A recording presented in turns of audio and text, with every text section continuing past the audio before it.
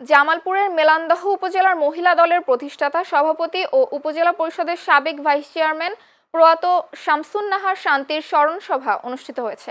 শনিবার বিকেলে উপজেলা বিএনপি ও পৌর বিএনপির আয়োজনে মেলান্দহ সরকারি বালিকা উচ্চ বিদ্যালয় মাঠে এ সভা অনুষ্ঠিত হয়। মেলান্দহ পৌর বিএনপির সভাপতি অ্যাডভোকেট মনোয়ার হোসেন হাওলাদারের সভাপতিত্বে এতে প্রধান অতিথির বক্তব্য রাখেন বিএনপির জাতীয় নির্বাহী কমিটির সহ সম্পাদক মুস্তাফিজুর রহমান বাবুল। এছাড়া বক্তব্য রাখেন মোহাম্মদ মঞ্জুরুল ইসলাম মঞ্জু, আনোয়ারুল কাদির, শ্যামল তালুকদার, রফিকুল ইসলাম রহিম, নুরুল আলম সিদ্দিকী, আব্দুল লতিফ আকন্দ সহ অনেকে। এ সময় প্রয়াত শামসুন নাহার শান্তির ছেলে রবিউল ইসলাম সুজন, জামাতা মোহাম্মদ শফিউল আলম সহ অন্যান্যরা উপস্থিত ছিলেন। অনুষ্ঠানে শামসুন নাহার শান্তির আত্মার শান্তি কামনায় দোয়া ও মোনাজাত করা হয়।